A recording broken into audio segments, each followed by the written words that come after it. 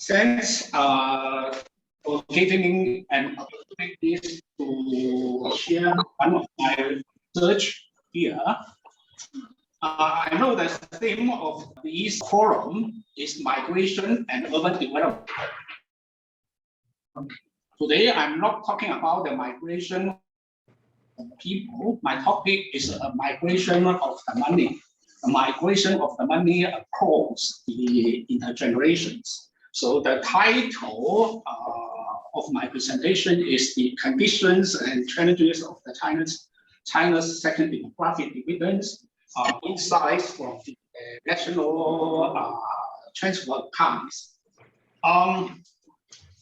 So the two backgrounds I relate to this research.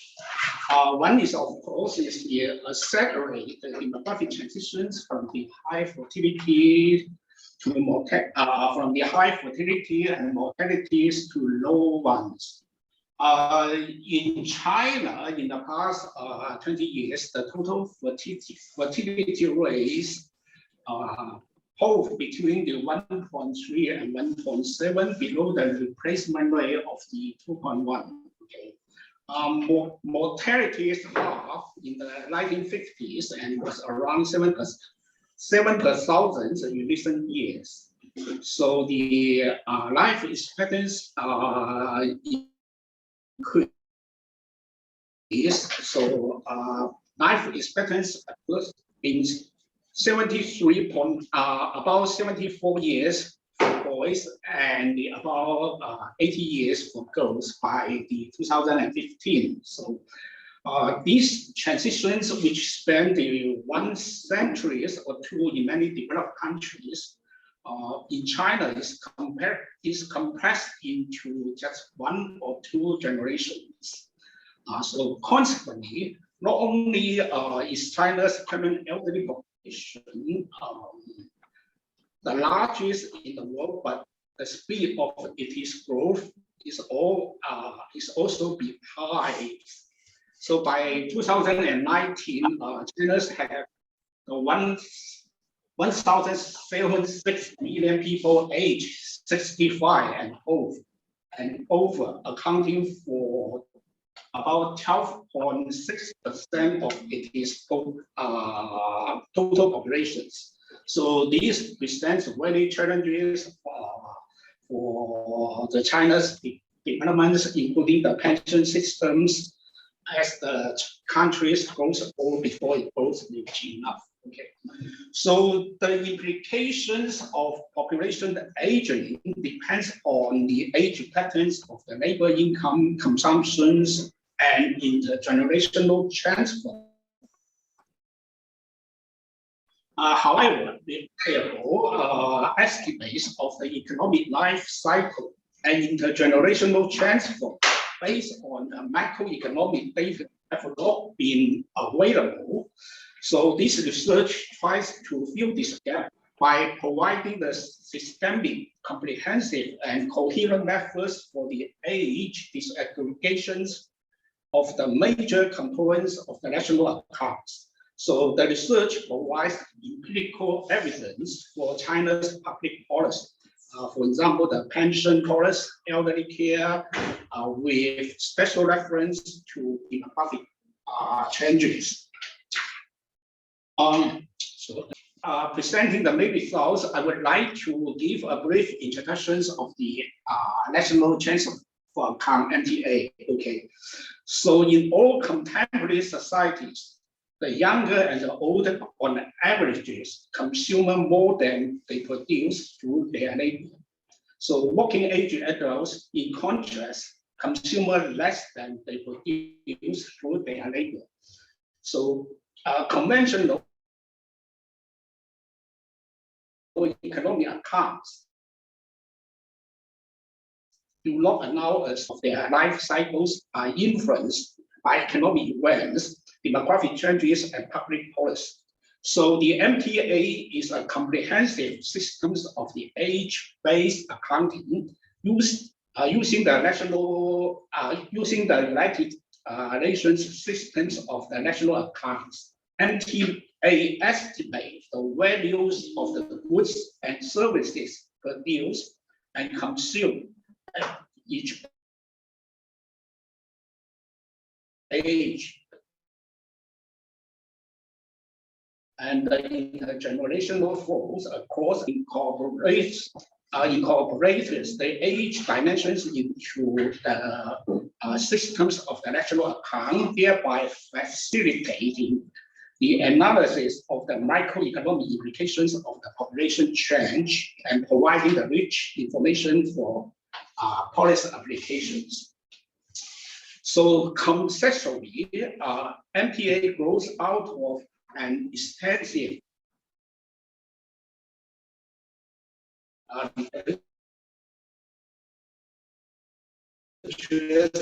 such as the life cycle, the importance of the age profiles of the labor income and consumptions, as well as the economic flows across the generations.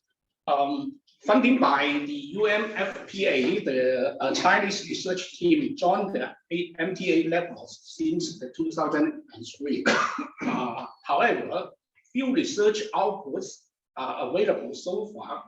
Lack of the effective methods to disaggregate the macro level economic data in the national account into the different ages present the major challenges of the MTA applications in China.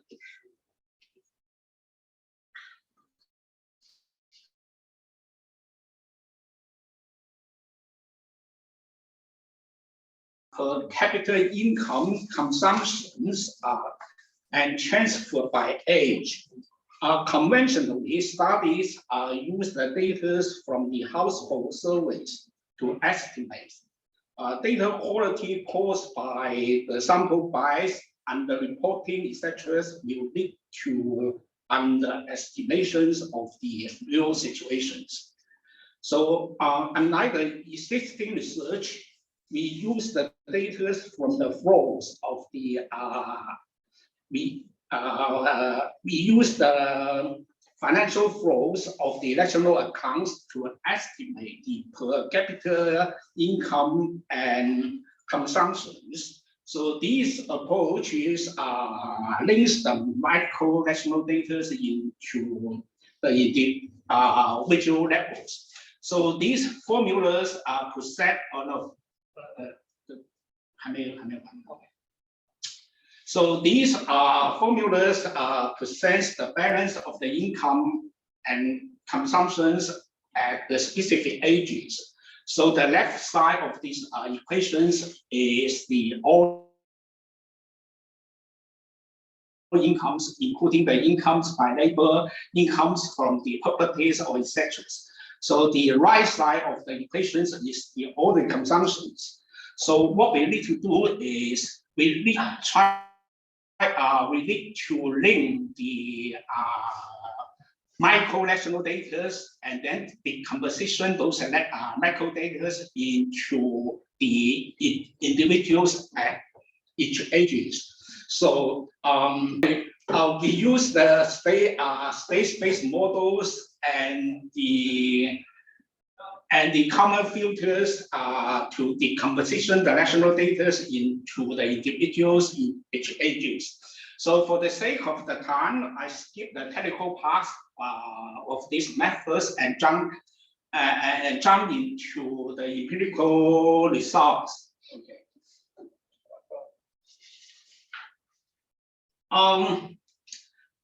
These slides report the age patterns of the income from year 2000 and the 2019.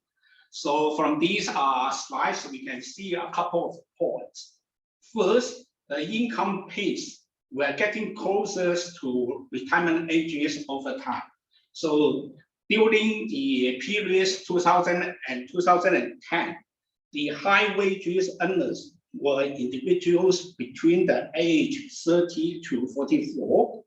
After the age 45, income decreased. But in 2019, the income peak was at age 45 to 59. So the second, the income declines significantly after the retirement. in 2019, the income per capita at age group 60 to 74 equal to only about 1/5 of the income of the age group 45 to 50 lives. So the income per capita at age group over 75 accounted for less than the 1/5 of the income received by age 45 to 50 lives.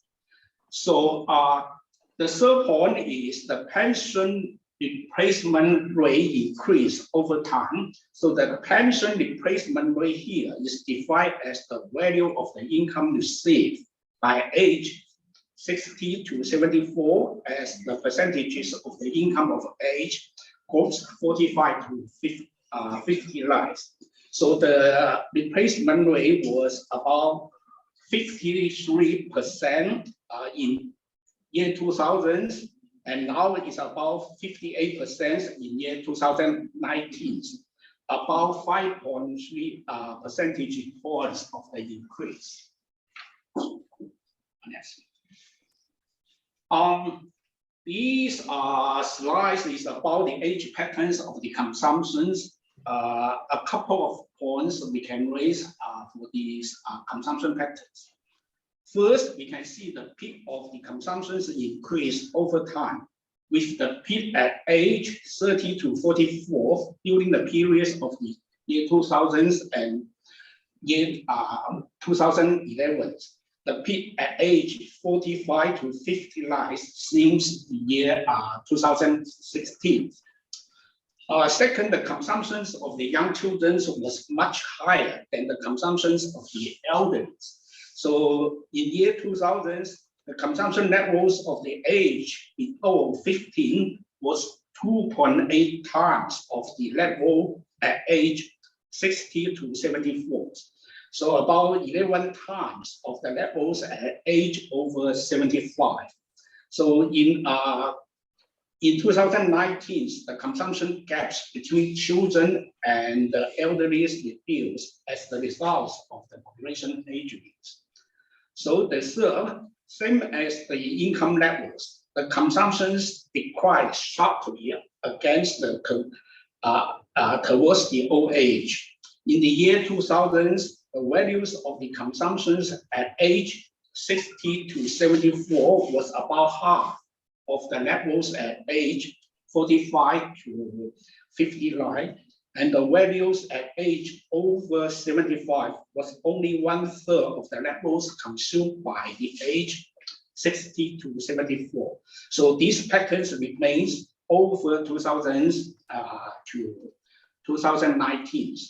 So fourth, unlike the developed countries, which consumption peaks at all ages is usually observable due to the high expenditures of the health care and long-term care services at all ages. But these are the age profiles reflects the very low consumption at the old ages in China.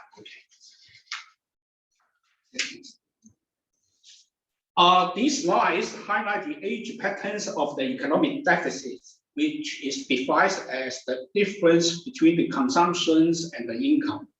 So first, from these age profiles, we can see the life cycle surplus, which means the income exceeds the consumptions, exceeds for all the ages, except for the age below 15. Before 2016, the surplus peaked at golden working ages. This means the golden working ages, which is the 30 to 44. So since the 2016, the surplus peaked at the age 45 to 59. That is, the surplus ages increased until the retirement. Second, the economic surplus of the elderly increased over time. In the year 2000, the magnitudes of the life cycle surplus of the age group 60 to 74 was about 32% of the surplus peak groups. The magnitudes of this life cycle surplus of the age over 75 amounted to 9% of the sub-Pacific groups. The share rose to 58% and 80% in the year 2019 respectively. This indicates that China's elderly may not be the independent persons economically. So the third, the values of the economic deficits of the young children was consistently higher than the values of the economic surplus of the other age groups. So this indicates a downward flows of the economic resources from the older generations to the young generations. So fourth, we can see the per capita incomes at age 75 and over was lower than the national averages. So the per capita income consumptions at age 60 and over was lower than the national averages. This slide shows the China's effective support ratios, ESR, between the 2000 and the 2019.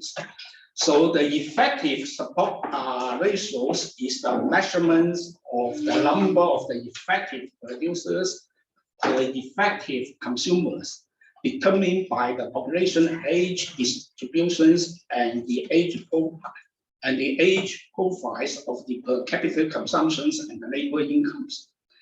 The higher ESR indicators proportionally the lower resources available per person, allowing for higher consumptions. So higher savings and the investments, etc. So the higher ESR indicators the negative implications of the population's aging on the productivities. So several results we can draw from these two figures. So the first, from the year 2000 and 2019, the China's ESR increased from the 0.75 to 0.85, meaning that the number of the effective consumers supported by each effective labors decreased from 1.3 to 1.18. Okay. The second is an increase in the ESR indicates a reduction in the differences between the average ages of the earnings and the average ages of the consumers in the populations. So during the year 2000 and 2019, the average ages of the earners is always higher than the average ages of the consumers. So the average ages of the effective laborers is getting older, and the life of the effective consumers is getting longer. So this is the support. So the next slide. The next slide shows the physical support ratios. So we can see the physical support ratios in China is quite stable in recent years, which means the increase in the populations paying by the tax are remain very stable. So the populations paying the tax are not increased during recently. Okay, so now we talk about the policy implications. Okay, to summary, this project will provide some information on the relations among the population age structures, economic life cycle behaviors, and the systems for intergenerational support. So we can see the demographic transitions will lead to the systemic changes in population age structures that influence the share of the populations in the working ages. So the phenomenon often refers to as the first demographic dividend. So the demographic changes may also lead to a second demographic dividends due to favorable changes in the spendings on human capitals, formations, or savings or the physical capital accumulations. Because of the forced demographic transitions in the past decades in China, changes in the age structures appear to be unfavorable as the share of the populations in the working ages declines. So China needs to consider the new sources of the economic growth derived from the population change. So the MTA China shows that China has opportunities for reaping the second demographic dividends, but only if the institutional environment and the public policy are positive.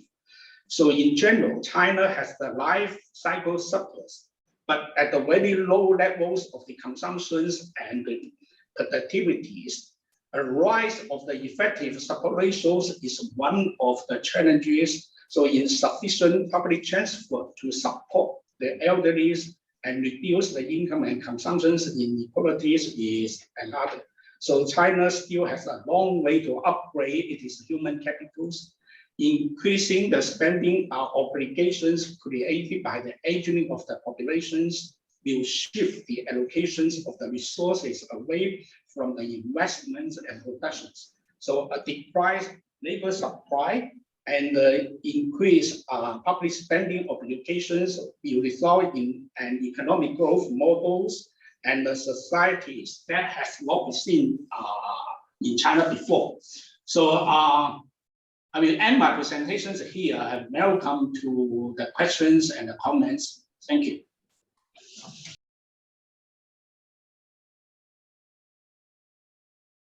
Thank you very much, Professor Zhang. And if anyone has any questions, please unmute your mic and proceed to make the question, please. Hey, let me ask some questions. Okay. Well, I thought those so the empirical evidence is showing the consumption pattern and the income pattern of different generations was just fascinating. Now, as for when you turn to discuss the policy implications of those empirical evidence, I wasn't completely sure of your definition of the second demographic dividends.